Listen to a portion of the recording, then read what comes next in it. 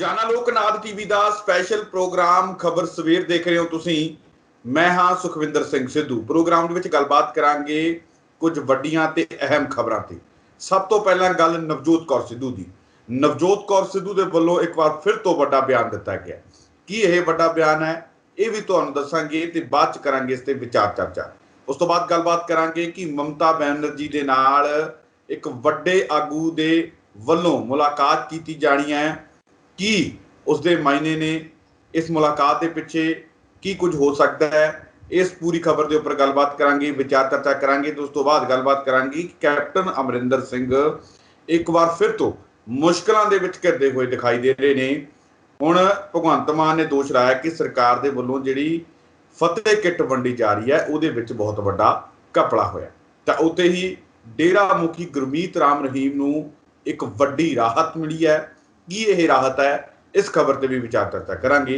ਇਹਨਾਂ तमाम ਖਬਰਾਂ ਤੇ ਗੱਲਬਾਤ ਕਰਨ ਲਈ, ਵਿਚਾਰ ਚਰਚਾ ਕਰਨ ਲਈ ਮੇਰੇ ਨਾਲ ਮੌਜੂਦ ਰਹਿਣਗੇ ਰਾਜਨੀਤਿਕ ਮਾਹਰ ਦੇ ਤੌਰ ਤੇ ਡਾਕਟਰ ਭੀਮਿੰਦਰ ਸਿੰਘ। ਸਭ ਤੋਂ ਪਹਿਲਾਂ ਉਹਨਾਂ ਦਾ ਸਵਾਗਤ ਕਰਦੇ ਹਾਂ ਤੇ ਬਾਅਦ ਚ ਕਰਦੇ ਹਾਂ ਵਿਚਾਰ ਚਰਚਾ। ਡਾਕਟਰ ਸਾਹਿਬ ਸਵਾਗਤ ਹੈ ਪ੍ਰੋਗਰਾਮ ਵਿੱਚ। ਬਹੁਤ ਬਹੁਤ ਸ਼ੁਕਰੀਆ, ਮਿਹਰਬਾਨੀ, ਧੰਨਵਾਦ ਸੁਖਿੰਦਰ ਜੀ। ਡਾਕਟਰ ਸਾਹਿਬ, ਨਵਜੋਤ ਕੌਰ ਸਿੱਧੂ ਦੇ ਵੱਲੋਂ ਇੱਕ ਵਾਰ ਫਿਰ ਤੋਂ ਵੱਡਾ ਬਿਆਨ ਦਿੱਤਾ ਗਿਆ। ਕੁਝ ਸਮਾਂ ਪਹਿਲਾਂ ਵੀ ਉਹਨਾਂ ਦੇ ਵੱਲੋਂ ਜਿਹੜੀ ਅਫੀਮ ਦੀ ਖੇਤੀ ਦਾ ਜਿਹੜਾ ਸਮਰਥਨ ਕੀਤਾ ਗਿਆ ਸੀਗਾ, ਤੇ ਹੁਣ ਇੱਕ ਵਾਰ ਫਿਰ ਤੋਂ ਉਹਨਾਂ ਦੇ ਵੱਲੋਂ ਖੇਤੀ ਅਫੀਮ ਦੀ ਆ ਜਿਹੜੀ ਉਹਦਾ ਸਮਰਥਨ ਕੀਤਾ ਗਿਆ। ਕੀ ਕੁਝ ਕਹਿੰਦੇ ਨੇ ਨਵਜੋਤ ਕੌਰ ਸਿੱਧੂ ਤੇ ਕਿਉਂ ਖੇਤੀ ਦਾ, ਅਫੀਮ ਦੀ ਖੇਤੀ ਦਾ ਸਮਰਥਨ ਕਰਦੇ ਨੇ, ਇਸ ਦੇ ਪਿੱਛੇ ਕੀ ਕਾਰਨ? ਸੁਖਵਿੰਦਰ ਜੀ, ਨਵਜੋਤ ਕੌਰ ਸਿੱਧੂ ਪਿਛਲੇ ਲੰਬੇ ਸਮੇਂ ਤੋਂ ਖਾਸ ਤੌਰ ਤੇ ਜਿਹੜੇ ਖੇਤੀ ਨਾਲ ਸੰਬੰਧਿਤ ਜਾਂ ਕਿਸਾਨਾਂ ਨਾਲ ਸੰਬੰਧਿਤ ਮਸਲੇ ਨੇ ਉਹਨਾਂ ਨੂੰ ਉਠਾਉਂਦੇ ਰਹੇ ਨੇ ਔਰ ਉਹਨਾਂ ਦੇ ਹੱਲ ਲੱਭਣ ਦੀ ਕੋਸ਼ਿਸ਼ ਕਰ ਰਹੇ ਨੇ। ਇਸ ਵੇਲੇ ਆਪਾਂ ਨੂੰ ਪਤਾ ਹੈ ਕਿ ਪੰਜਾਬ ਦੇ ਵਿੱਚ ਜਿਹੜਾ ਝੋਨਾ ਹੈ ਉਹਦੇ ਕਰਕੇ ਪੰਜਾਬ ਦਾ ਜਿਹੜਾ ਪਾਣੀ ਹੈ ਉਹਦੇ ਵਿੱਚ ਲਗਭਗ 135 ਜ਼ੋਨ ਜਿਹੜੇ ਨੇ ਪੰਜਾਬ ਦੇ ਪਾਣੀ ਦੇ, ਉਹ ਡਾਰਕ ਜ਼ੋਨ ਦੇ ਵਿੱਚ ਚਲੇ ਗਏ ਨੇ। ਇਹਦਾ ਮਤਲਬ ਹੈ ਕਿ ਪੰਜਾਬ ਦੇ ਵਿੱਚ ਜਿਹੜਾ ਧਰਤੀ ਹੇਠਲਾ ਪਾਣੀ ਹੈ ਸਾਡਾ, ਜਿਹਨੂੰ ਪੰਜਾਬ ਦੇ ਵਿੱਚ ਆਪਾਂ ਕਹਿੰਦੇ 5 ਦਰਿਆਵਾਂ ਦੀ ਧਰਤੀ ਕਿਹਾ ਜਾਂਦਾ ਸੀਗਾ। 5 ਆਬ ਜਿਹੜਾ ਸ਼ਬਦ ਹੈ ਉਹ ਵੀ ਦਰਿਆਵਾਂ ਦੀ ਧਰਤੀ ਪਾਣੀ ਨਾਲ ਜੁੜਿਆ ਹੋਇਆ। ਯਾਨੀ ਕਿ ਕਹਿਣ ਦਾ ਮਤਲਬ ਹੈ ਕਿ ਜਦੋਂ ਅਸੀਂ ਪਾਣੀ ਨਾਲ ਇੰਨੇ ਨੇੜੇ ਜੁੜੇ ਹੋਏ ਹਾਂ ਤਾਂ ਸਾਡਾ ਜਿਹੜਾ ਪਾਣੀ ਹੈ ਉਹ ਬੁਨਿਆਦੀ ਤੌਰ ਤੇ ਜਦੋਂ ਡਾਰਕ ਜ਼ੋਨ ਦੇ ਵਿੱਚ ਜਾ ਰਿਹਾ, ਨੀਚੇ ਜਾ ਰਿਹਾ ਔਰ ਪਾਣੀ ਸਾਡਾ ਜਿਹੜਾ ਹੈਗਾ ਬਿਲਕੁਲ ਪਲੀਟ ਹੋ ਰਿਹਾ। ਤੁਸੀਂ ਦੇਖੋਗੇ ਕਿ ਖਾਸ ਤੌਰ ਤੇ ਜਿਹੜੀ ਮਾਲਵਾ ਬੈਲਟ ਹੈ ਉਹਦੇ ਵਿੱਚ ਬਹੁਤ ਸਾਰੀਆਂ ਜਿਹੜੀਆਂ ਕੈਂਸਰ ਵਰਗੀਆਂ, ਕਾਲੇ ਪੀਲੇ ਵਰਗੀਆਂ ਜਿਹੜੀਆਂ ਬਿਮਾਰੀਆਂ ਨੇ ਉਹਦੇ ਕਰਕੇ ਲੋਕ ਜਿਹੜੇ ਨੇ ਖਤਮ ਹੋ ਰਹੇ ਨੇ, ਬਿਮਾਰ ਹੋ ਰਹੇ ਨੇ। ਔਰ ਲਗਾਤਾਰ ਸਾਡਾ ਜਿਹੜਾ ਝੋਨੇ ਦਾ ਜਿਹੜਾ ਪਾਣੀ ਹੈ, ਝੋਨੇ ਦੇ ਵਿੱਚ ਮੈਂ ਇੱਥੇ ਆਪਣੇ ਦਰਸ਼ਕਾਂ ਨੂੰ ਦੱਸਣਾ ਚਾਹੁੰਦਾ ਕਿ 1 ਕਿਲੋ ਝੋਨਾ ਪ੍ਰਾਪਤ ਕਰਨ ਦੇ ਲਈ 5000 ਲੀਟਰ ਪਾਣੀ ਚਾਹੀਦਾ ਹੈ। ਔਰ ਇਹਦੇ ਕਰਕੇ ਕੀ ਹੋ ਗਿਆ ਕਿ ਪੰਜਾਬ ਦਾ ਜਿਹੜਾ ਇਸ ਵੇਲੇ ਵੱਡਾ ਸੰਕਟ, ਜਿਹੜਾ 2 ਫਸਲਾਂ ਦਾ ਚੱਕਰ ਜਿਹੜਾ ਹੈਗਾ ਉਹਦੇ ਕਰਕੇ ਪੰਜਾਬ ਦੇ ਵਿੱਚ ਆਪਾਂ ਸਾਰੇ ਭੁਗਤ ਰਹੇ ਹਾਂ। ਸੋ ਉਹਨਾਂ ਨੇ ਹੱਲ ਲੱਭਣ ਦੀ ਕੋਸ਼ਿਸ਼ ਕੀਤੀ ਹੈ। ਨਵਜੋਤ ਕੌਰ ਸਿੱਧੂ ਦਾ ਮੰਨਣਾ ਇਹ ਹੈ ਕਿ ਜੇ ਪੰਜਾਬ ਦੇ ਲੋਕਾਂ ਨੂੰ ਰਾਜਸਥਾਨ ਵਾਂਗ ਅਫੀਮ ਦੀ ਖੇਤੀ ਕਰਨ ਦੀ ਖੁੱਲ੍ਹ ਦਿੱਤੀ ਜਾਵੇ ਤਾਂ ਲਾਜ਼ਮੀ ਤੌਰ ਤੇ ਇਹ ਜਿਹੜਾ ਝੋਨੇ ਦੀ ਫਸਲ ਹੈ ਉਹਦੇ ਤੋਂ ਛੁਟਕਾਰਾ ਹੋ ਸਕਦਾ ਹੈ ਔਰ ਉਹਦੀ ਜਗ੍ਹਾ ਜਿਹੜਾ ਹੈਗਾ ਅਫੀਮ ਦੀ ਖੇਤੀ ਉਗਾਈ ਜਾ ਸਕਦੀ ਹੈ, ਜਿਵੇਂ ਕਿ ਰਾਜਸਥਾਨ ਦੇ ਵਿੱਚ ਉਗਾਈ ਜਾਂਦੀ ਹੈ। ਰਾਜਸਥਾਨ ਦੇ ਵਿੱਚ ਅਫੀਮ ਦੇ ਠੇਕੇ ਨੇ ਔਰ ਬਿਲਕੁਲ ਉਹ ਸਰਕਾਰੀ ਤੌਰ ਤੇ ਕਾਨੂੰਨੀ ਜਿਹੜਾ ਹੈਗਾ ਉਹਨੂੰ ਮੰਨਿਆ ਜਾਂਦਾ ਹੈ। ਸੋ ਉਸ ਤਰ੍ਹਾਂ ਦੀ ਜੇ ਸਰਕਾਰ ਉਹ ਕਹਿ ਰਹੇ ਨੇ ਖੁੱਲ੍ਹ ਦੇਵੇ ਤਾਂ ਲਾਜ਼ਮੀ ਤੌਰ ਤੇ ਇੱਕ ਤਾਂ ਉਹਨਾਂ ਦਾ ਇਹ ਵੀ ਮੰਨਣਾ ਹੈ ਕਿ ਜਿਹੜਾ ਚਿੱਟੇ ਦਾ ਜਿਹੜਾ ਇਸ ਵੇਲੇ ਪ੍ਰਕੋਪ ਹੈ, ਚਿੱਟੇ ਕਰਕੇ ਲੋਕ ਸਾਡੇ ਖਾਸ ਤੌਰ ਤੇ ਜਿਹੜਾ ਨੌਜਵਾਨ ਹੈ ਉਹ ਖਤਮ ਹੋ ਰਿਹਾ। ਹਰ ਰੋਜ਼ ਆਪਾਂ ਨੂੰ ਵੀ ਪਤਾ ਹੈ ਕਿ ਚਿੱਟੇ ਕਰਕੇ ਜਿਹੜੇ ਨੇ ਸਾਡੇ ਨੌਜਵਾਨ ਮਾਰੇ ਜਾ ਰਹੇ ਨੇ, ਖਤਮ ਹੋ ਰਹੇ ਨੇ।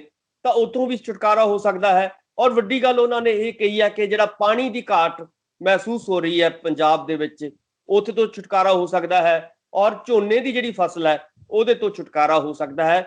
ਉਹਦੇ ਵਿੱਚ ਸਰਕਾਰਾਂ ਨੂੰ ਉਹਨਾਂ ਨੇ ਇਹੀ ਕਿਹਾ ਹੈ ਕਿ ਸਰਕਾਰ ਜੇ ਕਾਨੂੰਨੀ ਤੌਰ ਤੇ ਇਹਦੀ ਮਾਰਕੀਟਿੰਗ ਕਰੇ ਔਰ ਇਹਨੂੰ ਲਗਾਉਣ ਲਈ ਕਿਸਾਨਾਂ ਨੂੰ ਕਹੇ ਤਾਂ ਇਸ ਵੱਡੀਆਂ ਸਮੱਸਿਆਵਾਂ ਤੋਂ ਅਸੀਂ ਜਿਹੜਾ ਹੈਗਾ ਛੁਟਕਾਰਾ ਪਾ ਸਕਦੇ ਹਾਂ ਔਰ ਪੰਜਾਬ ਜਿਹੜਾ ਹੈਗਾ ਖੁਸ਼ਹਾਲ ਹੋ ਸਕਦਾ ਹੈ, ਪੰਜਾਬ ਦੀ ਕਿਸਾਨੀ ਖੁਸ਼ਹਾਲ ਹੋ ਸਕਦੀ ਹੈ।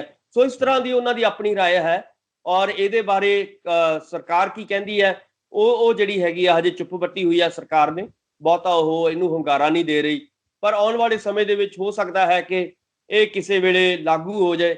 ਔਰ ਇਹੀ ਗੱਲਾਂ ਕਿਸੇ ਵੇਲੇ ਡਾਕਟਰ ਗਾਂਧੀ ਹੋਰਾਂ ਨੇ ਕੀਤੀਆਂ ਸੀਗੀਆਂ ਔਰ ਇਸ ਤਰ੍ਹਾਂ ਦੀਆਂ ਜਿਹੜੀਆਂ ਗੱਲਾਂ ਹੈਗੀ ਆ, ਤਾਂ ਫਿਰ ਸਰਕਾਰ ਦੇ ਵੱਲੋਂ ਇਸ ਚੀਜ਼ ਨੂੰ ਤਰਜੀਹ ਕਿਉਂ ਨਹੀਂ ਦਿੱਤੀ ਜਾਂਦੀ? ਤਰਜੀਹ ਇਸ ਕਰਕੇ ਨਹੀਂ ਦਿੱਤੀ ਜਾਂਦੀ ਕਿਉਂਕਿ ਸਰਕਾਰ ਇਹ ਮੰਨਦੀ ਹੈ ਕਿ ਇਹ ਵੀ ਜਿਹੜਾ ਹੈਗਾ ਅਫੀਮ ਵੀ ਇੱਕ ਨਸ਼ਾ ਹੈ ਔਰ ਲੋਕ ਜਿਹੜੇ ਨੇ ਨਸ਼ਿਆਂ ਤੇ ਲੱਗ ਸਕਦੇ ਨੇ।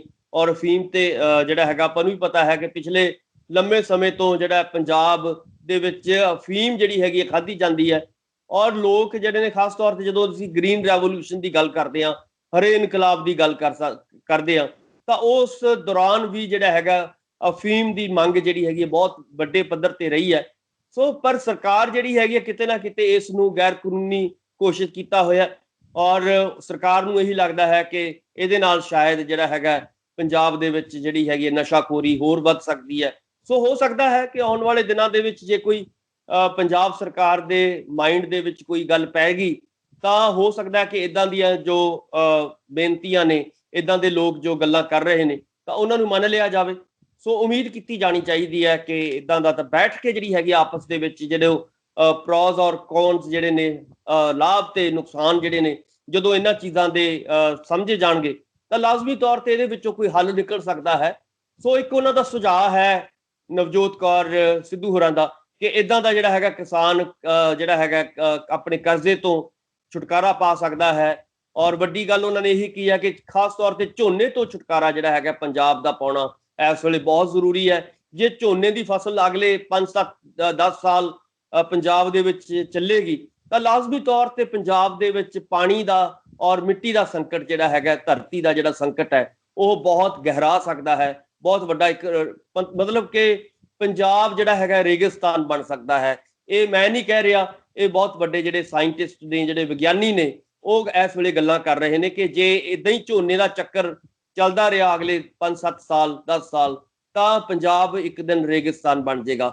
ਸੋ ਉਸ ਤੋਂ ਛੁਟਕਾਰਾ ਪਾਉਣ ਦੇ ਲਈ ਜਿਹੜੇ ਅਲਟਰਨੇਟਿਵ ਲੱਭਣੇ ਮੈਨੂੰ ਲੱਗਦਾ ਹੈ ਇਸ ਵੇਲੇ ਬਹੁਤ ਵੱਡੀ ਲੋੜ ਹੈ। ਇੱਕ ਅਲਟਰਨੇਟਿਵ ਨਵਜੋਤ ਕੌਰ ਸਿੱਧੂ ਹੋਰਾਂ ਨੇ ਦਿੱਤਾ ਹੈ।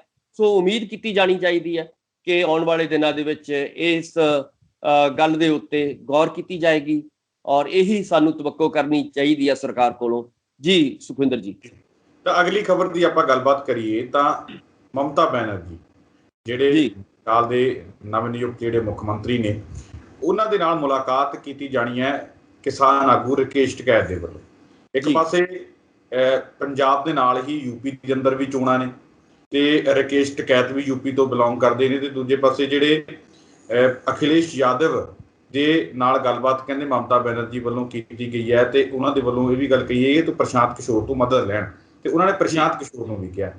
ਕੀ ਲੱਗਦਾ ਹੈ ਕਿ ਰਾਕੇਸ਼ ਟਕੈਤ ਦੀ ਜਿਹੜੀ ਇਹ ਮੁਲਾਕਾਤ ਹੋਣੀ ਹੈ ਕਿ ਕਿਸਾਨ ਅੰਦੋਲਨ ਦੇ ਸੰਬੰਧ ਦੇ ਵਿੱਚ ਹੋਣੀ ਹੈ ਜਾਂ ਫਿਰ ਜਿਹੜੀ 2022 ਦੇ ਵਿੱਚ ਪੰਜਾਬ ਦੇ ਨਾਲ ਹੀ ਯੂਪੀ ਦੇ ਅੰਦਰ ਚੋਣਾਂ ਹੋਣੀਆਂ ਨੇ ਉਸ ਸੰਬੰਧ ਦੇ ਵਿੱਚ ਰਾਕੇਸ਼ ਟਕੈਤ ਕੁਝ ਨਾ ਕੁਝ ਮਮਤਾ ਬੈਨਰਜੀ ਦਾ ਵੀ ਸਾਥ ਭਾਲ ਰਹੇ ਨੇ? ਕਿਉਂਕਿ ਰਾਕੇਸ਼ ਟਕੈਤ ਜਿਹੜੇ ਹੈਗੇ ਆ ਬੰਗਾਲ ਦੇ ਵਿੱਚ ਵੀ ਭਾਜਪਾ ਦੇ ਖਿਲਾਫ ਜਿਹੜਾ ਪ੍ਰਚਾਰ ਕਰਕੇ ਆਏ ਸੀ। ਇਸ ਮੁਲਾਕਾਤ ਤੋਂ ਕੀ ਜਿਹੜਾ ਅੰਦਾਜ਼ੇ ਲਗਾਏ ਜਾ ਸਕਦੇ ਆ ਕਿ ਰਾਕੇਸ਼ ਟਕੈਤ ਅਤੇ ਮਮਤਾ ਬੈਨਰਜੀ ਜਿਹੜੀ ਮੁਲਾਕਾਤ ਹੋਣੀ ਹੈ ਇਹਦੇ ਵਿੱਚ ਕੀ ਨਿਕਲ ਕੇ ਸਾਹਮਣੇ ਆ ਸਕਦਾ ਤੇ ਇਹਦਾ ਮਕਸਦ ਕੀ ਹੈ? ਸੁਖਵਿੰਦਰ ਜੀ, ਮੈਨੂੰ ਇਹ ਲੱਗਦਾ ਹੈ ਕਿ ਜਿਹੜੀ ਰਾਕੇਸ਼ ਟਕੈਤ ਜੀ ਮੁਲਾਕਾਤ ਕਰਨ ਜਾ ਰਹੇ ਨੇ ਅਗਲੇ ਦਿਨਾਂ ਦੇ ਵਿੱਚ ਤਾਂ ਇਹ ਬਹੁਤ ਹੀ ਮਹੱਤਵਪੂਰਨ ਮੁਲਾਕਾਤ ਹੋ ਸਕਦੀ ਹੈ ਕਿਉਂਕਿ ਇਸ ਵੇਲੇ ਆਪਾਂ ਨੂੰ ਵੀ ਪਤਾ ਹੈ ਕਿ ਪੂਰੇ ਹਿੰਦੁਸਤਾਨ ਦੇ ਵਿੱਚ, ਭਾਰਤ ਦੇ ਵਿੱਚ ਕਿਸਾਨਾਂ ਦਾ ਜਿਹੜਾ ਅੰਦੋਲਨ ਹੈ ਉਹ ਜ਼ੋਰ ਫੜਦਾ ਨਜ਼ਰ ਆ ਰਿਹਾ ਹੈ। ਔਰ ਜਿਵੇਂ ਤੁਸੀਂ ਗੱਲ ਕੀਤੀ ਹੈ ਕਿ ਕਿਸੇ ਵੇਲੇ ਜਦੋਂ ਬੰਗਾਲ ਦੇ ਵਿੱਚ ਚੋਣਾਂ ਭਖੀਆਂ ਹੋਈਆਂ ਸੀਗੀਆਂ ਤਾਂ ਪੰਜਾਬ ਦੇ ਕਿਸਾਨ ਲੀਡਰ, ਪੰਜਾਬ ਦੇ ਕਿਸਾਨ ਜਿਹੜੇ ਸੀਗੇ ਉੱਥੇ ਬਕਾਇਦਾ ਤੌਰ ਤੇ ਗਏ ਸੀਗੇ ਔਰ ਉਹਦਾ ਨਤੀਜਾ ਇਹ ਹੋ ਗਿਆ ਕਿ ਹੌਲੀ ਹੌਲੀ ਇੰਨਾ ਪ੍ਰਭਾਵ ਪਿਆ ਕਿਸਾਨਾਂ ਦੇ ਜਾਣ ਦਾ ਕਿ ਬਹੁਤ ਵੱਡੇ ਪੱਧਰ ਤੇ ਮਮਤਾ ਬੈਨਰਜੀ ਦੀ ਜਿਹੜੀ ਪਾਰਟੀ ਹੈ ਔਰ ਜਿੱਤੀ, ਉਹਨਾਂ ਨੂੰ ਵੋਟਾਂ ਪਈਆਂ ਔਰ ਉਹਦਾ ਨਤੀਜਾ ਕਿ ਅੱਜ ਤੀਜੀ ਵਾਰੀ ਮਮਤਾ ਬੈਨਰਜੀ ਜਿਹੜੇ ਨੇ ਬੰਗਾਲ ਦੇ ਮੁੱਖ ਮੰਤਰੀ ਬਣੇ ਨੇ। ਸੋ ਇੱਕ ਤਾਂ ਇਹ ਹੈ ਕਿ ਉਹਨਾਂ ਨੂੰ ਵਧਾਈਆਂ ਵੀ ਦੇਣਾ ਚਾਹੁੰਦੇ ਨੇ ਰਾਕੇਸ਼ ਟਕੈਤ ਪੂਰੇ ਦੇ ਸਾਰੇ ਕਿਸਾਨ ਲੀਡਰਾਂ ਵੱਲੋਂ। ਇੱਕ ਦੂਜੀ ਗੱਲ, ਜਿਵੇਂ ਤੁਸੀਂ ਕਿਹਾ ਕਿ ਕਿਉਂਕਿ ਆਉਣ ਵਾਲੇ ਸਮੇਂ ਦੇ ਵਿੱਚ ਇਸ ਅੰਦੋਲਨ ਨੂੰ ਹੋਰ ਭਖਾਉਣਾ ਹੈ, ਉਹਦੇ ਵਿੱਚ ਬੰਗਾਲੀ ਜਿਹੜੇ ਨੇ ਕਿਸਾਨ, ਉਹਨਾਂ ਦੀ ਲੋੜ ਹੈ, ਬੰਗਾਲ ਦੀ ਸਰਕਾਰ ਦੀ ਲੋੜ ਹੈ ਕਿਉਂਕਿ ਬੰਗਾਲ ਦੀ ਸਰਕਾਰ ਇਸ ਵੇਲੇ ਮੈਨੂੰ ਲੱਗਦਾ ਕਿ ਜੇ ਸਭ ਤੋਂ ਵੱਧ ਕੋਈ ਮੋਦੀ ਦੇ ਖਿਲਾਫ ਕੋਈ ਬੋਲ ਰਿਹਾ ਹੈ, ਆਵਾਜ਼ ਬੁਲੰਦ ਕਰ ਰਿਹਾ, ਉਹ ਮਮਤਾ ਬੈਨਰਜੀ ਨੇ। ਸੋ ਇਸ ਕਰਕੇ ਮਮਤਾ ਬੈਨਰਜੀ ਦਾ ਕਿਸਾਨ ਲੀਡਰਾਂ ਨੂੰ ਮਿਲਣਾ ਇਹ ਆਪਣੇ ਆਪ ਦੇ ਵਿੱਚ ਮੋਦੀ ਦੇ ਖਿਲਾਫ ਜਿਹੜੀ ਵਿੱਢੀ ਜਾਣੀ ਆ ਅਗਲੇ ਦਿਨਾਂ ਦੇ ਵਿੱਚ, ਖਾਸ ਤੌਰ ਤੇ ਜਿਹੜੀਆਂ ਹੁਣ 22 ਦੇ ਵਿੱਚ ਪੰਜ ਸਟੇਟਾਂ ਦੇ ਵਿੱਚ ਜਿਹੜੀਆਂ ਚੋਣਾਂ ਹੋਣੀਆਂ ਨੇ ਉਹਦੇ ਸੰਬੰਧ ਦੇ ਵਿੱਚ। ਔਰ ਵੱਡੀ ਗੱਲ ਹੈ ਕਿ 24 ਦੇ ਵਿੱਚ ਜਦੋਂ ਲੋਕ ਸਭਾ ਦੀਆਂ ਚੋਣਾਂ ਹੋਣੀਆਂ ਨੇ ਤਾਂ ਉਹਦੀਆਂ ਤਿਆਰੀਆਂ ਵੀ ਜਿਹੜੀਆਂ ਨੇ ਇਸ ਵੇਲੇ ਕਰਨੀਆਂ ਚਾਹੀਦੀਆਂ ਨੇ।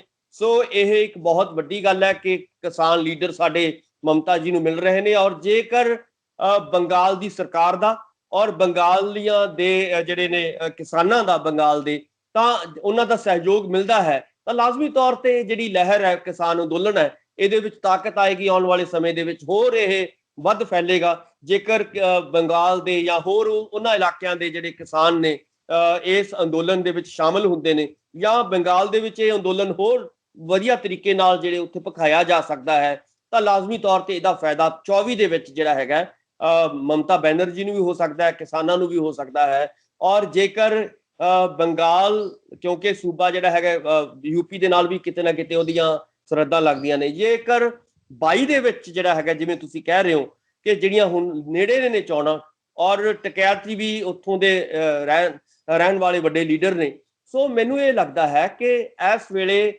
22 ਦੇ ਉੱਤੇ ਜਿਹੜਾ ਹੈਗਾ ਕਨਸੈਂਟਰੇਟ ਜੇ ਟਕੈਤ ਸਾਹਿਬ ਕਰ ਰਹੇ ਨੇ ਤਾਂ ਇਹਦਾ ਫਾਇਦਾ ਵੀ ਜਿਹੜਾ ਹੈਗਾ ਕਿਸਾਨ ਲੀਡਰਾਂ ਨੂੰ ਹੋਏਗਾ, ਕਿਸਾਨ ਅੰਦੋਲਨ ਨੂੰ ਹੋਏਗਾ। ਕਿਉਂਕਿ ਇਹ ਜਿਹੜੀਆਂ ਪੰਜ ਸਟੇਟਾਂ ਦੀਆਂ ਚੋਣਾਂ ਜਿਹੜੀਆਂ ਹੋ ਰਹੀਆਂ ਨੇ ਇਹ ਬਹੁਤ ਹੀ ਇੰਪੋਰਟੈਂਟ ਨੇ, ਖਾਸ ਤੌਰ ਤੇ ਮੋਦੀ ਸਰਕਾਰ ਵਾਸਤੇ। ਮੋਦੀ ਸਰਕਾਰ ਹੁਣ ਕਿਵੇਂ ਨਾ ਕਿਵੇਂ ਬੈਕਫੁੱਟ ਤੇ ਇਸ ਵੇਲੇ ਚਲੀ ਗਈ ਹੈ। ਔਰ ਤੁਸੀਂ ਦੇਖੋਗੇ ਕਿ ਜੇਕਰ ਮੋਦੀ ਸਰਕਾਰ ਤੋਂ ਬੀਜੇਪੀ ਦੇ ਹੱਥੋਂ ਯੂਪੀ ਚਲੀ ਜਾਂਦੀ ਹੈ, ਜੇ ਯੂਪੀ ਦੇ ਵਿੱਚ ਔਰ ਉੱਤਰਾਖੰਡ ਦੇ ਵਿੱਚ, ਕਿਉਂਕਿ 85 ਸੀਟਾਂ ਨੇ, ਜੇ ਆਪਾਂ ਮਿਲਾ ਕੇ ਗੱਲ ਕਰੀਏ ਕਿ ਉੱਤਰਾਖੰਡ ਔਰ ਯੂਪੀ ਦੀਆਂ ਜਿਹੜੀਆਂ ਲੋਕ ਸਭਾ ਦੀਆਂ ਸੀਟਾਂ ਨੇ 85 ਨੇ, ਔਰ ਉੱਥੇ 85 ਦੇ ਉੱਤੇ ਪ੍ਰਭਾਵ ਪੈਂਦਾ ਹੈ। ਜੇ ਇਸ ਵੇਲੇ ਯੂਪੀ ਹੱਥੋਂ ਨਿਕਲਦੀ ਹੈ ਬੀਜੇਪੀ ਤੋਂ ਤਾਂ ਲਾਜ਼ਮੀ ਤੌਰ ਤੇ ਇਹਦਾ ਮਤਲਬ ਹੈ ਕਿ 24 ਦੇ ਵਿੱਚ ਜਿਹੜਾ ਹੈਗਾ 22 ਜਿਹੜਾ ਹੈਗਾ ਮੋਦੀ ਸਾਹਿਬ ਦੀ ਜਿਹੜੀ ਹਵਾ ਜਿਹੜੀ ਹੈਗੀ ਆ ਉਹ ਫੂਕ ਜਿਹੜੀ ਹੈ ਨਿਕਲ ਜਾਣੀ ਹੈ। ਸੋ ਉਮੀਦ ਕੀਤੀ ਜਾਣੀ ਬਣਦੀ ਹੈ ਇਸ ਵੇਲੇ ਬਿਲਕੁਲ ਡਾਊਨਫਾਲ ਬਹੁਤ ਬੁਰੀ ਤਰ੍ਹਾਂ ਸ਼ੁਰੂ ਹੋ ਸਕਦਾ ਹੈ। ਔਰ ਇਹਦਾ ਭਾਜਪਾ ਦੇ ਵਿੱਚ ਪੰਜਾਬ ਦੀ ਤਰ੍ਹਾਂ ਵੀ ਆਪਸ ਦੇ ਵਿੱਚ ਜਿਵੇਂ ਪੰਜਾਬ ਕਾਂਗਰਸ ਅੰਦਰ 2 ਫਾੜ ਹੋਈ ਜਾਪਦੀ ਹੈ, 4 ਫਾੜ ਹੋਈ ਜਾਪਦੀ ਹੈ, ਉਵੇਂ ਹੀ ਭਾਜਪਾ ਵੀ ਉੱਥੇ ਜਿਹੜੀ ਇਸੇ ਤਰੀਕੇ ਨਾਲ ਹੋਈ ਜਾਪਦੀ ਹੈ। ਤੇ ਜਿਹੜੇ ਯੋਗੀ ਆਦਿੱਤਿਆਨਾਥ ਨੇ ਉਹਨਾਂ ਦਾ ਵੀ ਉੱਥੇ ਕਾਫੀ ਜ਼ਿਆਦਾ ਪਾਰਟੀ ਦੇ ਅੰਦਰ ਵਿਰੋਧ ਹੈ। ਤੇ ਗੱਲ ਇਹ ਵੀ ਕਹੀ ਜਾ ਰਹੀ ਹੈ ਕਿ ਕੇਂਦਰ ਦੇ ਵੱਲੋਂ, ਕੇਂਦਰ ਦੇ ਇਸ਼ਾਰੇ ਤੇ ਹੀ ਜਿਹੜਾ ਯੋਗੀ ਆਦਿੱਤਿਆਨਾਥ ਦਾ ਜਿਹੜਾ ਵਿਰੋਧ ਹੋ ਰਿਹਾ।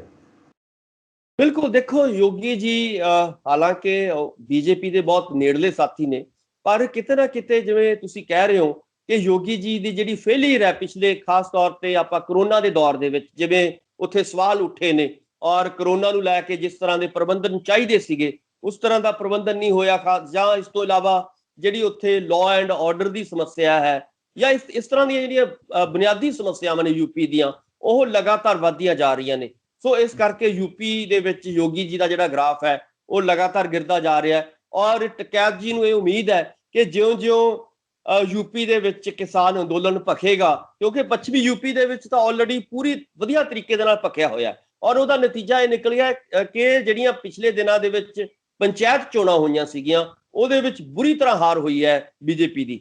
ਸੋ ਇਸ ਕਰਕੇ ਉਮੀਦ ਕੀਤੀ ਜਾਣੀ ਚਾਹੀਦੀ ਹੈ ਕਿ ਆਉਣ ਵਾਲੇ ਦਿਨਾਂ ਦੇ ਵਿੱਚ ਜਿਹੜੀ ਯੂਪੀ ਹੈ ਉਹ ਬੀਜੇਪੀ ਦੇ ਹੱਥੋਂ ਖਿਸਕੇਗੀ ਔਰ ਉਹਦਾ ਫਾਇਦਾ ਕਿਸਾਨ ਅੰਦੋਲਨ ਨੂੰ ਹੋਏਗਾ। ਔਰ ਜੇ ਕਿਸਾਨ ਅੰਦੋਲਨ ਜਿਹੜਾ ਉੱਥੇ ਤੇਜ਼ੀ ਦੇ ਨਾਲ ਭਖਦਾ ਹੈ ਤਾਂ ਇਹਦੇ ਨਾਲ 24 ਦੇ ਵਿੱਚ ਜਿਹੜੀਆਂ ਹੋਣ ਵਾਲੀਆਂ ਲੋਕ ਸਭਾ ਦੀਆਂ ਚੋਣਾਂ ਨੇ ਉਹਦੇ ਵਿੱਚ ਮੋਦੀ ਨੂੰ ਵੱਡੇ ਪੱਧਰ ਤੇ ਹਰਾਇਆ ਜਾ ਸਕਦਾ ਹੈ। ਸੋ ਇੱਕ ਵਧੀਆ ਸਟ੍ਰੈਟਜੀ ਬਣਾਈ ਜਾ ਸਕਦੀ ਹੈ। ਕਹਿਣ ਤੋਂ ਭਾਵ ਇਹ ਹੈ ਕਿ ਜੇ ਬੰਗਾਲ, ਯੂਪੀ, ਉੱਤਰਾਖੰਡ, ਪੰਜਾਬ, ਹਰਿਆਣਾ, ਜੇ ਇਹਨਾਂ ਦੇ ਕਿਸਾਨ ਜੁੜਦੇ ਨੇ ਆਪਸ ਦੇ ਵਿੱਚ ਤਾਂ ਲਾਜ਼ਮੀ ਤੌਰ ਤੇ ਬੀਜੇਪੀ ਨੂੰ ਇੱਕ ਵੱਡੀ ਟੱਕਰ ਜਿਹੜੀ ਹੈਗੀ ਆਉਣ ਵਾਲੇ ਦਿਨਾਂ ਦੇ ਵਿੱਚ ਦਿੱਤੀ ਜਾ ਸਕਦੀ ਹੈ। ਸੋ ਇਹਦੇ ਵਿੱਚ ਏਕਤਾ ਜਿਹੜੀ ਹੈਗੀ ਹੈ ਬਹੁਤ ਜ਼ਰੂਰੀ ਹੈ। ਵੱਖ-ਵੱਖ ਜਿਹੜੀਆਂ ਰੀਜਨਲ ਪਾਰਟੀਆਂ ਨੇ ਉਹਨਾਂ ਦੀ ਏਕਤਾ ਇਸ ਵੇਲੇ ਬਹੁਤ ਲੋੜੀਂਦੀ ਹੈ, ਕਿਉਂਕਿ ਇਸ ਵੇਲੇ ਜਿਹੜੀ ਵਿਰੋਧੀ ਪਾਰਟੀ ਕਾਂਗਰਸ ਆਪਾਂ ਕਹਿ ਸਕਦੇ ਹਾਂ ਸੈਂਟਰ ਦੇ ਵਿੱਚ ਹੈ, ਉਹਦੇ ਵਿੱਚ ਬਹੁਤੀਆਂ, ਕਿਉਂਕਿ ਉਹਦੇ ਵਿੱਚ ਬਹੁਤ ਵੱਡੇ ਸੰਕਟ ਨੇ, ਉਹਦੇ ਵਿੱਚ ਬਹੁਤ ਵੱਡਾ ਜਿਹੜਾ ਹੈਗਾ ਆਪਸੀ ਵਿਰੋਧ ਹੈ, ਆਪਸੀ ਖਾਨਾ ਜੰਗੀ ਹੈ। ਇਸ ਕਰਕੇ ਉਹ ਜਿਹੜੀ ਹੈਗੀ ਮੋਦੀ ਉਸ ਦਾ ਫਾਇਦਾ ਉਠਾ ਰਹੇ ਨੇ, ਬੀਜੇਪੀ ਉਹਦਾ ਫਾਇਦਾ ਉਠਾ ਰਹੀ ਹੈ। ਪਰ ਇਸ ਵੇਲੇ ਜਿਹੜੀ ਬੁਨਿਆਦੀ ਲੋੜ ਮੈਨੂੰ ਲੱਗਦਾ ਹੈ ਕਿ ਇਹ ਬਣਦੀ ਹੈ ਕਿ ਇਸ ਵੇਲੇ ਸਾਰੀਆਂ ਜਿਹੜੀਆਂ ਰੀਜਨਲ ਪਾਰਟੀਆਂ ਨੇ ਮੋਦੀ ਦੇ ਖਿਲਾਫ ਉਹਨਾਂ ਨੂੰ ਇਕੱਠਾ ਹੋਣਾ ਚਾਹੀਦਾ, ਉਹਨਾਂ ਨੂੰ ਇੱਕ ਹੋਣਾ ਚਾਹੀਦਾ। ਸੋ ਤਾਂ ਹੀ ਜਿਹੜੀ ਹੈਗੀ ਹੈ ਮੋਦੀ ਜਿਹੜਾ ਹੈਗਾ ਆਉਣ ਵਾਲੇ ਦਿਨਾਂ ਦੇ ਵਿੱਚ ਹਰਾਇਆ ਜਾ ਸਕਦਾ ਹੈ। ਸੋ ਇੱਕ ਸਟ੍ਰੈਟਜੀ ਬਣਾਈ ਜਾ ਰਹੀ ਹੈ ਕਿਸਾਨ ਅੰਦੋਲਨ ਦੇ ਰਾਹੀਂ, ਕਿਸਾਨ ਲੀਡਰਾਂ ਦੇ ਰਾਹੀਂ। ਇਹ ਇੱਕ ਚੰਗੀ ਗੱਲ ਮੰਨੀ ਜਾ ਸਕਦੀ ਹੈ ਸੁਖਵਿੰਦਰ ਜੀ। ਤਾਂ ਉੱਥੇ ਕੈਪਟਨ ਅਮਰਿੰਦਰ ਸਿੰਘ ਸਰਕਾਰ ਦੀਆਂ ਮੁਸ਼ਕਲਾਂ ਇੱਕ ਵਾਰ ਫਿਰ ਤੋਂ ਜਿਹੜੀਆਂ ਵੱਧਦੀਆਂ ਹੋਈਆਂ ਦਿਖਾਈ ਦੇ ਰਹੀਆਂ ਨੇ। ਪਹਿਲਾਂ ਵੈਕਸੀਨੇਸ਼ਨ ਦੇ ਵਿੱਚ ਘਪਲੇ ਹੋਣ ਦੀ ਗੱਲ ਕਹੀ ਜਾ ਰਹੀ ਸੀ ਕਿ ਵੈਕਸੀਨੇਸ਼ਨ ਸਸਤੀ ਲੈ ਕੇ ਮਹਿੰਗੀ ਹਸਪਤਾਲਾਂ ਨੂੰ ਵੇਚੀ ਜਾ ਰਹੀ ਹੈ, ਪ੍ਰਾਈਵੇਟ ਹਸਪਤਾਲਾਂ ਨੂੰ, ਤੇ ਪ੍ਰਾਈਵੇਟ ਹਸਪਤਾਲ ਉਸ ਤੋਂ ਅੱਗੇ ਜਿਹੜੇ ਹੋਰ ਵੀ ਮਹਿੰਗੀ ਜਿਹੜੇ ਲੋਕਾਂ ਨੂੰ ਲਗਾ ਰਹੇ ਨੇ। ਇਸ ਤੋਂ ਬਾਅਦ ਹੁਣ ਫਤਿਹ ਕਿੱਟਾਂ ਦਾ ਮਾਮਲਾ ਸਾਹਮਣੇ ਆ ਗਿਆ। ਭਗਵੰਤ ਮਾਨ ਨੇ ਕੱਲ੍ਹ ਪ੍ਰੈਸ ਕਾਨਫਰੰਸ ਕੀਤੀ, ਉਹ ਕਹਿੰਦੇ ਕਿ ਫਤਿਹ ਕਿੱਟਾਂ ਦੇ ਵਿੱਚ ਵੀ ਬੜੀ ਵੱਡੀ ਧਾਂਦਲੀ ਹੋਈ ਹੈ। ਜੀ ਦੇਖੋ, ਕੈਪਟਨ ਸਰਕਾਰ ਜਿਹੜੀ ਹੈਗੀ ਹੈ ਪਿਛਲੇ ਦਿਨਾਂ ਦੇ ਵਿੱਚ ਲਗਾਤਾਰ ਵੱਖ-ਵੱਖ ਮੁੱਦਿਆਂ ਦੇ ਉੱਤੇ ਘਿਰਦੀ ਜਾ ਰਹੀ ਹੈ। ਆਪਾਂ ਕੱਲ ਵੀ ਗੱਲ ਕੀਤੀ ਸੀਗੀ, ਜਿੱਥੇ ਵੈਕਸੀਨ ਦੀ ਘਪਲੇਬਾਜ਼ੀ ਸਾਹਮਣੇ ਆਈ ਹੈ, ਉੱਥੇ ਨਾਲ ਹੀ ਹੁਣ ਫਤਿਹ ਕਿੱਟਾਂ ਦੀ, ਜਿਹੜੀ ਕਿ ਫਤਿਹ ਕਿੱਟ ਇਹ ਕਿੱਟ ਹੁੰਦੀ ਹੈ ਕਿ ਜਦੋਂ ਕੋਈ ਕੋਵਿਡ ਦਾ ਮਰੀਜ਼ ਪਾਇਆ ਜਾਂਦਾ ਹੈ, ਪੋਜ਼ਿਟਿਵ ਹੋ ਜਾਂਦਾ ਹੈ, ਤਾਂ ਉਹਨੂੰ ਫਤਿਹ ਕਿੱਟ ਦਿੱਤੀ ਜਾਂਦੀ ਹੈ ਉਹਦੇ ਇਲਾਜ ਦੇ ਲਈ, ਉਹਦੀ ਸਹਾਇਤਾ ਦੇ ਲਈ। ਵਿੱਚ ਦਵਾਈਆਂ ਵੀ ਹੁੰਦੀਆਂ ਨੇ, ਹੋਰ ਬਹੁਤ ਸਾਰਾ ਜਿਹੜਾ ਸਮਾਨ ਫਤਿਹ ਕਿੱਟ ਦੇ ਵਿੱਚ ਹੁੰਦਾ ਹੈ। ਸੋ ਉਹਦਾ ਰੇਟ ਲਗਭਗ 850 ਰੁਪਇਆ ਜਿਹੜਾ ਹੈਗਾ ਮੰਨਿਆ ਜਾਂਦਾ ਹੈ। ਪਹਿਲੇ ਜਿਹੜੀ ਇਹਨਾਂ ਨੇ ਰੇਟ ਖਰੀਦਿਆ, ਜਿਸ ਰੇਟ ਦੇ ਉੱਤੇ ਫਤਿਹ ਕਿੱਟਾਂ ਖਰੀਦੀਆਂ ਸੀਗੀਆਂ, ਉਸ ਤੋਂ ਬਾਅਦ ਇੱਕ ਟੈਂਡਰ ਹੁੰਦਾ, ਉਹਦੇ ਵਿੱਚ ਜਿਹੜਾ ਹੈਗਾ ਰੇਟ ਹੋਰ ਹੋ ਜਾਂਦਾ ਹੈ। ਪਰ ਅਖੀਰ ਨੂੰ ਜਿਸ ਟੈਂਡਰ ਤੋਂ ਖਰੀਦੀਆਂ ਜਾਂਦੀਆਂ ਨੇ, ਉਸ ਤੋਂ ਲਗਭਗ 1.5 ਲੱਖ ਕਿੱਟ ਜਿਹੜੀ ਹੈਗੀ ਹੈ 1350 ਰੁਪਏ ਦੇ ਵਿੱਚ ਖਰੀਦੀ ਜਾਂਦੀ ਹੈ। ਯਾਨੀ ਕਿ ਇੱਕ ਪਾਸੇ 850 ਰੁਪਏ 'ਚ ਮਿਲਦੀ ਸੀਗੀ ਤੁਹਾਨੂੰ, ਔਰ ਤੁਸੀਂ ਉਹੀ ਕਿੱਟ ਜਿਹੜੀ ਹੈਗੀ ਹੈ 1350 ਰੁਪਏ ਦੇ ਵਿੱਚ ਖਰੀਦਦੇ ਹੋ। ਸੋ ਕਹਿਣ ਦਾ ਮਤਲਬ ਹੈ ਕਿ ਵੱਡਾ ਘਪਲਾ ਇਸ ਦੌਰਾਨ ਸਾਹਮਣੇ ਆਇਆ ਹੈ, ਔਰ ਭਗਵੰਤ ਮਾਨ ਹੋਰਾਂ ਨੇ ਕੱਲ ਪ੍ਰੈਸ ਕਾਨਫਰੰਸ ਕਰਕੇ ਇਹਦਾ ਪਰਦਾਫਾਸ਼ ਕੀਤਾ ਹੈ। ਉਹਨਾਂ ਨੇ ਦੋਸ਼ ਇਹੀ ਲਾਏ ਨੇ ਕਿ ਇਸ ਵੇਲੇ ਇੱਕ ਪਾਸੇ ਕਰੋਨਾ ਦੀ ਮਹਾਮਾਰੀ ਹੈ, ਔਰ ਇਸ ਨੂੰ ਵੀ ਜਿਹੜਾ ਹੈਗਾ ਅਫਸਰ ਦੇ ਤੌਰ ਤੇ ਦੇਖਿਆ ਜਾ ਰਿਹਾ ਹੈ, ਪੈਸੇ ਕਮਾਉਣ ਦੇ ਤੌਰ ਤੇ ਦੇਖਿਆ ਜਾ ਰਿਹਾ ਹੈ ਕਿ ਕਿਵੇਂ ਨਾ ਕਿਵੇਂ 4 ਪੈਸੇ ਇੱਥੋਂ ਹੀ ਚਲੋ ਬਣ ਜਾਣ। ਸੋ ਇਦਾਂ ਦੀ ਜਿਹੜੀ ਮੈਨੂੰ ਲੱਗਦਾ ਕਿ ਕੈਪਟਨ ਸਾਹਿਬ ਦੇ ਸਰਕਾਰ ਦੇ ਉੱਤੇ ਜਿਹੜੀਆਂ ਲਗਾਤਾਰ ਇਸ ਤਰ੍ਹਾਂ ਦੀਆਂ ਘਪਲੇਬਾਜ਼ੀਆਂ ਸਾਹਮਣੇ ਆ ਰਹੀਆਂ ਨੇ, ਔਰ ਲਗਾਤਾਰ ਉਹਨਾਂ ਦੇ ਉੱਤੇ ਇਦਾਂ ਦੇ ਦੋਸ਼ ਲਗਾਏ ਜਾ ਰਹੇ ਨੇ, ਇਹ ਆਪਣੇ ਆਪ ਦੇ ਵਿੱਚ ਇਸ ਵੇਲੇ ਘੱਟੋ ਘੱਟ ਬਹੁਤ ਸੰਕਟਮਈ ਨੇ। ਔਰ ਇਹਦੇ ਨਾਲ ਆਉਣ ਵਾਲੇ ਦਿਨਾਂ ਦੇ ਵਿੱਚ ਕਾਂਗਰਸ ਦਾ ਕਾਫੀ ਵੱਡਾ ਨੁਕਸਾਨ ਹੋਣ ਜਾ ਰਿਹਾ।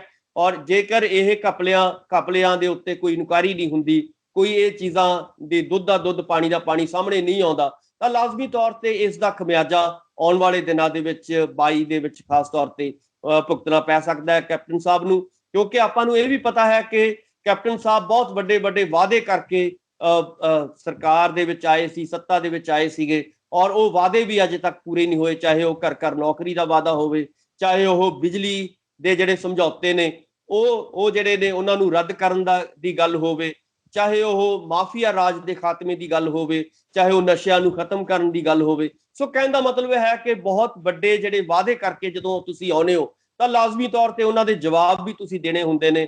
ਪਰ ਇੱਕ ਪਾਸੇ ਜਦੋਂ ਕੈਪਟਨ ਸਾਹਿਬ ਇਹ ਕਹਿੰਦੇ ਨੇ ਕਿ ਅਸੀਂ ਤਾਂ 85% ਵਾਅਦੇ ਪੂਰੇ ਕਰ ਵੀ ਦਿੱਤੇ ਨੇ, ਤਾਂ ਲਾਜ਼ਮੀ ਤੌਰ ਤੇ ਪੰਜਾਬ ਦੇ ਲੋਕ ਇਸ ਵੇਲੇ ਇਹ ਗੱਲ ਪੁੱਛਦੇ ਨੇ ਕਿ ਉਹ 85% ਵਾਅਦੇ ਕਿੱਥੇ ਨੇ, ਕਿਹੜੇ ਵਾਅਦੇ ਨੇ ਜਿਹੜੇ ਉਹ ਪੂਰੇ ਹੋ ਚੁੱਕੇ ਨੇ। ਕਿਉਂਕਿ ਲੋਕਾਂ ਨੂੰ ਇਸ ਵੇਲੇ ਇਹੀ ਲੱਗ ਰਿਹਾ ਕਿ ਕਿਸੇ ਕਿਸਮ ਦਾ ਜਿਹੜਾ ਵਾਅਦਾ ਹੈ ਪੂਰਾ ਨਹੀਂ ਹੋਇਆ। ਹਾਂ, ਕਾਗਜ਼ਾਂ ਦੇ ਵਿੱਚ ਸਾਰਾ ਕੁਝ ਜਿਹੜਾ ਹੈਗਾ ਬਹੁਤ ਵਧੀਆ ਚੱਲ ਰਿਹਾ ਹੈ। ਸੋ ਇਦਾਂ ਦੀਆਂ ਗੱਲਾਂ ਮੈਨੂੰ ਲੱਗਦਾ ਹੈ ਕਿ ਜਿਹੜੇ ਵਿਰੋਧੀ ਪਾਰਟੀਆਂ ਨੇ ਉਹ ਉਠਾ ਰਹੀਆਂ ਨੇ। ਕੱਲ ਆਪਾਂ ਨੂੰ ਵੀ ਪਤਾ ਹੈ ਕਿ ਅਕਾਲੀ ਦਲ ਨੇ ਜਿਹੜਾ ਹੈਗਾ ਸਿਹਤ ਮੰਤਰੀ ਦੇ ਖਿਲਾਫ ਬਹੁਤ ਵੱਡਾ ਅੰਦੋਲਨ ਉਹਨਾਂ ਨੇ ਕੀਤਾ ਹੈ, ਔਰ ਲਗਭਗ 200 ਅਕਾਲੀ ਵਰਕਰਾਂ ਦੇ ਉੱਤੇ ਔਰ ਸੁਖਬੀਰ ਬਾਦਲ ਹੋਰਾਂ ਦੇ ਉੱਤੇ ਪਰਚੇ ਵੀ ਦਰਜ ਹੋਏ ਨੇ। ਸੋ ਇਦਾਂ ਦੀਆਂ ਗੱਲਾਂ ਜਦੋਂ ਇਸ ਵੇਲੇ ਪੰਜਾਬ ਦੇ ਵਿੱਚ ਹੋ ਰਹੀਆਂ ਨੇ, ਤਾਂ ਲਾਜ਼ਮੀ ਤੌਰ ਤੇ ਸਰਕਾਰ ਨੂੰ ਮੈਨੂੰ ਲੱਗਦਾ ਕਿ ਸਰਕਾਰ ਘਿਰਦੀ ਨਜ਼ਰ ਆ ਰਹੀ ਹੈ। ਖਾਸ ਤੌਰ ਤੇ ਕੈਪਟਨ ਸਾਹਿਬ ਜਿਹੜੇ ਨੇ ਉਹ ਲਗਾਤਾਰ ਘਿਰਦੇ ਨਜ਼ਰ ਆ ਰਹੇ ਨੇ।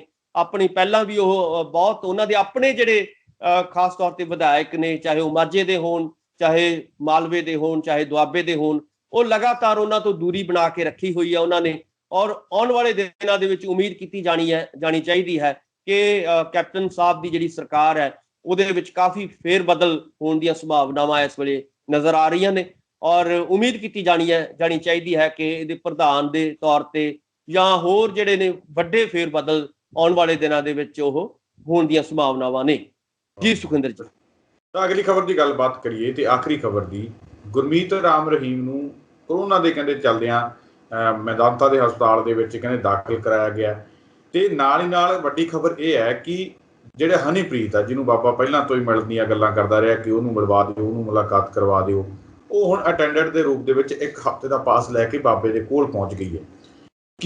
ਕਿਵੇਂ ਦੇਖਦੇ ਹੋ ਇਸ ਖਬਰ ਨੂੰ ਕਿ ਜਿਸ ਤਰੀਕੇ ਦੇ ਨਾਲ ਉਹਨੂੰ ਪ੍ਰਾਈਵੇਟ ਹਸਪਤਾਲ ਦੇ ਵਿੱਚ ਦਾਖਲ ਕਰਵਾਇਆ ਗਿਆ ਹੈ, ਕਿ ਇਸ ਤਰੀਕੇ ਦੇ ਨਾਲ ਜੇਲ੍ਹ ਦੇ ਵਿੱਚੋਂ ਲਿਆਂਦੇ ਹੋਏ ਕਿਸੇ ਵਿਅਕਤੀ ਨੂੰ ਸਰਕਾਰੀ ਜਗ੍ਹਾ ਪ੍ਰਾਈਵੇਟ ਹਸਪਤਾਲ ਦੇ ਵਿੱਚ ਦਾਖਲ ਕਰਵਾਇਆ ਜਾ ਸਕਦਾ ਹੈ। ਤੇ ਜਿਸ ਤਰੀਕੇ ਦੇ ਨਾਲ ਹਨੀਪ੍ਰੀਤ ਨੂੰ ਇੱਕ ਹਫ਼ਤੇ ਦੇ ਪ੍ਰਾਈਵੇਟ ਅਟੈਂਡੈਂਟ ਦੇ ਤੌਰ ਤੇ ਉਹਦੇ ਨਾਲ ਰੱਖਿਆ ਗਿਆ, ਕਿ ਇਸ ਤਰੀਕੇ ਦੇ ਨਾਲ ਵੀ ਕਾਨੂੰਨ ਮੁਤਾਬਕ ਰੱਖਿਆ ਜਾ ਸਕਦਾ। ਸੁਖਵਿੰਦਰ ਜੀ, ਇਹ ਬਹੁਤ ਹੀ ਇੱਕ ਗਲਤ ਫੈਸਲਾ ਹੈ ਹਰਿਆਣੇ ਦੀ ਸਰਕਾਰ ਦਾ, ਔਰ ਉਹ ਜਿਹੜੀ ਜਿਸ ਜੇਲ੍ਹ ਦੇ ਵਿੱਚ ਉਹ ਰਹਿ ਰਹੇ ਨੇ ਰਾਮ ਰਹੀਮ ਜੀ, ਉਹਨਾਂ ਦੇ ਅਧਿਕਾਰੀਆਂ ਦਾ।